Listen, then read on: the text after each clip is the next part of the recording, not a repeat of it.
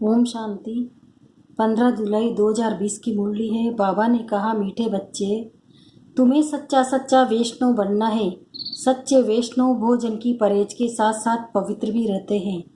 प्रश्न है, कौन सा अवगुण गुण में परिवर्तन हो जाए तो बेड़ा पार हो सकता है? उत्तर, सबसे बड़ा अवगुण है मोह। मोह के कारण संबंधियों की याद सताती रहती है। बंदरी का मिसाल, किसी का कोई संबंधी मरता है तो 12 मास तक उसे याद करते रहते हैं, मुंह ढक कर रोते रहेंगे, याद आती रहेगी।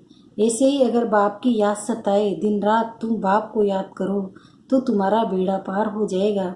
जैसे लौकिक संबंधी को याद करते हैं, ऐसे बाप को याद करो तो अहो सौभाग्य। ओम शांति।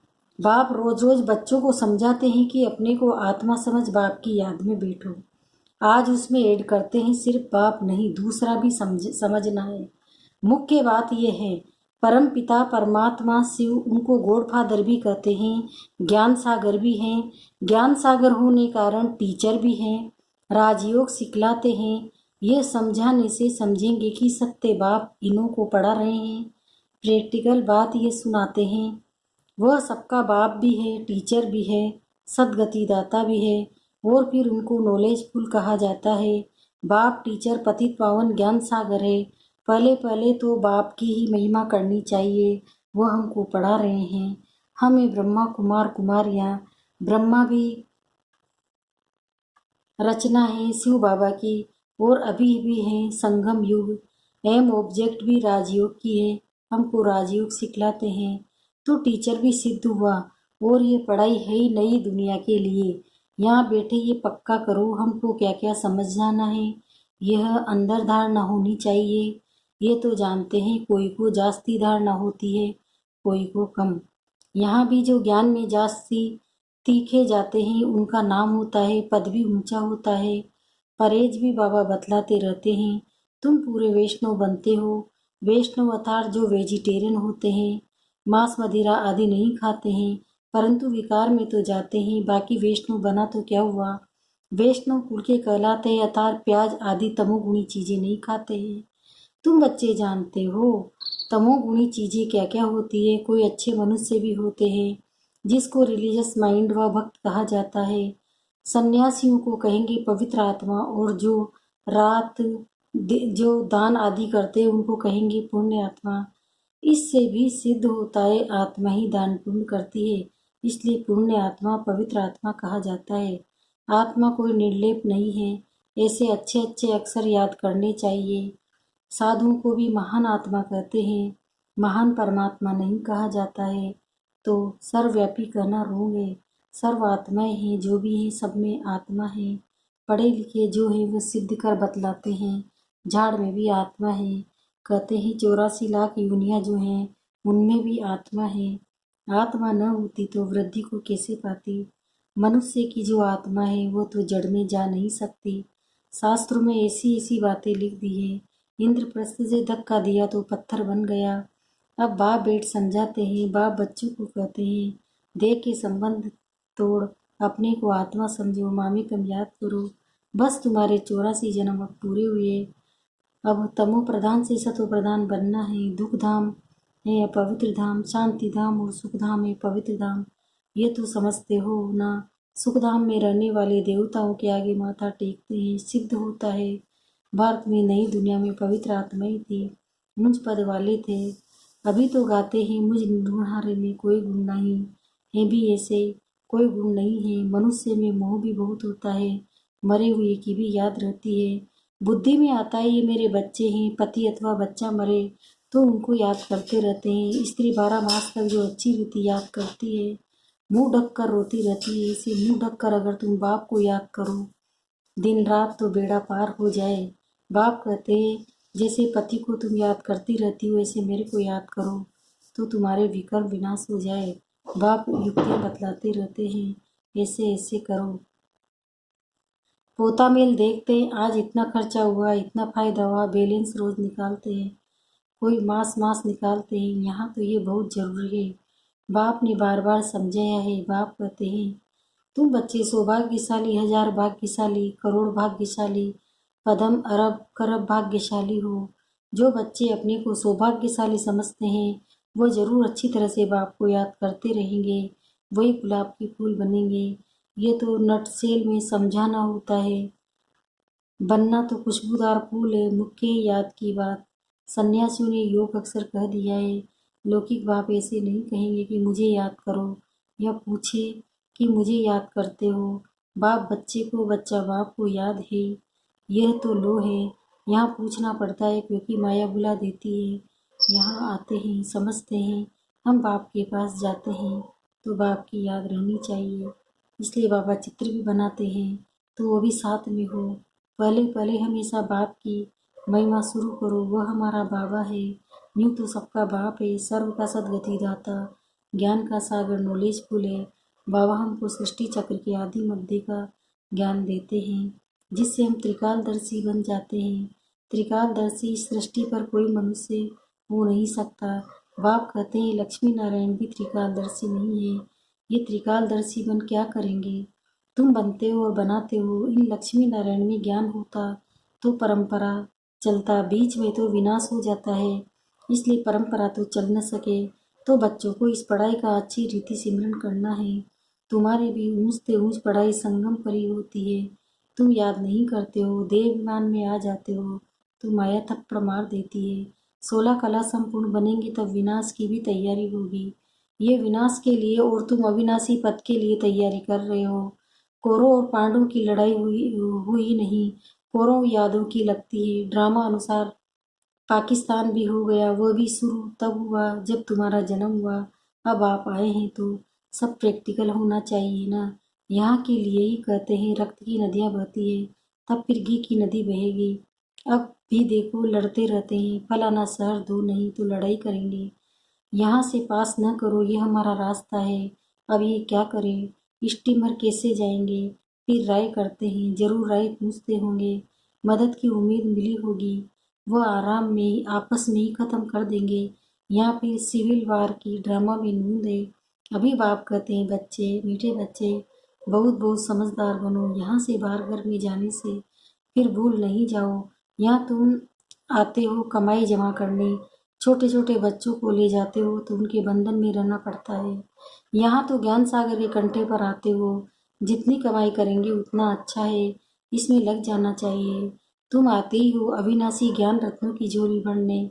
गाते भी है ना, भोलानाथ भर दे झोली। भक्त तो शंकर के आगे जाकर कहते हैं झोली भर दो। वो फिर शिव शंकर को एक समझ लेते हैं। शिव शंकर महादेव कह देते हैं तो महादेव बड़ा हो गया। ऐसी छोटी छोटी बातें बहुत समझने की है। तुम बच्चों को समझाया जाता है। अभी तुम ब्राह्मण हो, नॉलेज मिल रही है। पढ़ाई से मनुष्य सुधरते हैं, चाल चलन भी अच्छी होती है।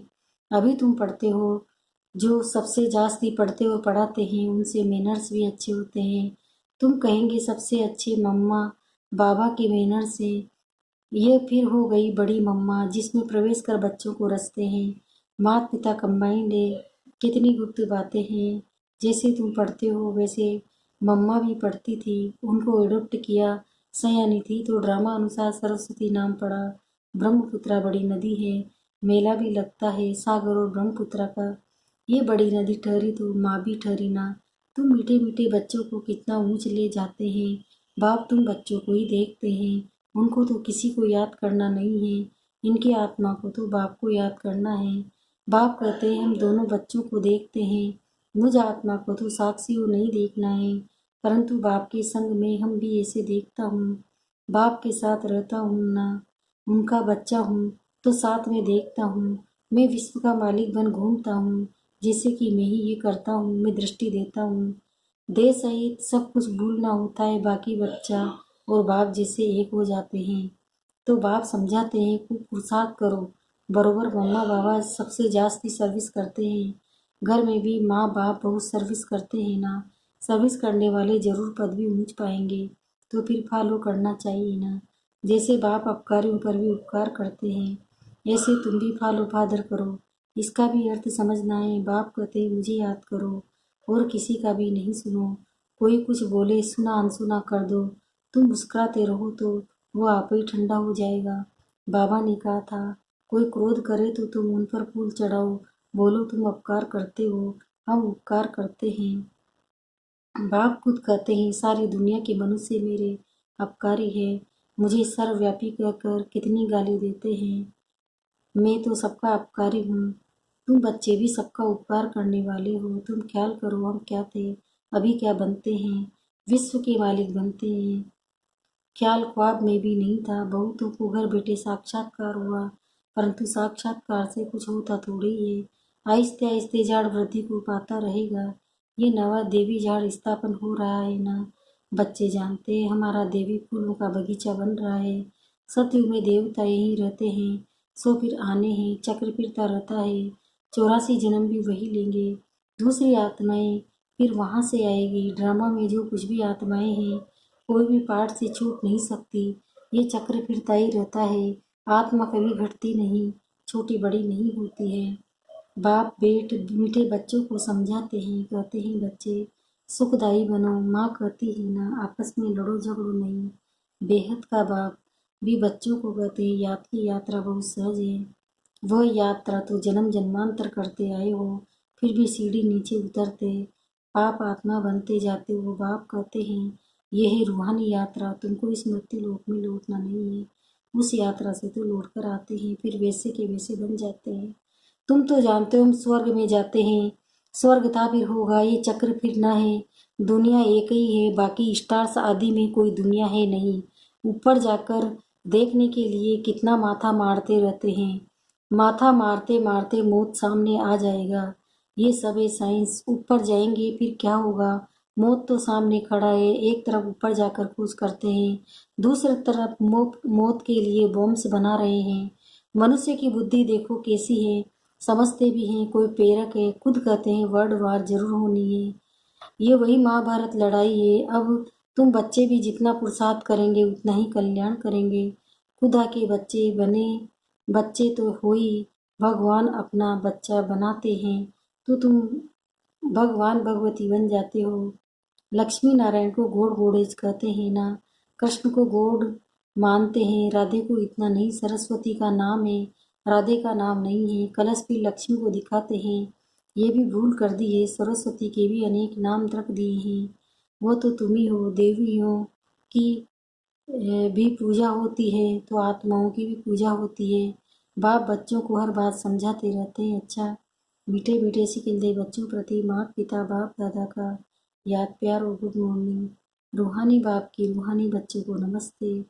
हम रूहानी बच्चों की भी रूहानी माता पिता बाप दादा को याद प्यार गुड मॉर्निंग नमस्ते नमस्ते। धारणा के लिए मुख्य सार है, जैसे बाप अपकारी पर भी उपकार करते हैं, ऐसे फॉलो फादर करना है। कोई कुछ भी बोले तो सुना अनसुना कर देना है। मुस्कुराते रहना है, एक बाप से ही सुनना है। दूसरा है सुखदायी बन, सबको सुख देना है, आपस में लड़ना झगड़ना नहीं है। समझदार बन, अपनी झोली अविनाशी ज्ञान रत्नों से भरपूर करनी है। वरदान शुद्ध संकल्प के व्रत द्वारा वृत्ति का परिवर्तन करने वाले दिल तख्त नसीन भव। बाप दादा का दिल तख्त इतना प्योर है, जो इस तख्त पर सदा प्योर आत्मा ही बैठ सकती है। जिनके संकल्प में भी अपवित्रता या अमर्यादा आ जाती है, वो तख्त नसीन के बजाय गिरती कला में नीचे आ जाते हैं। इसलिए पहले शुद्ध संकल्प के व्रत द्वारा अपनी वृत्ति का परिवर्तन करो।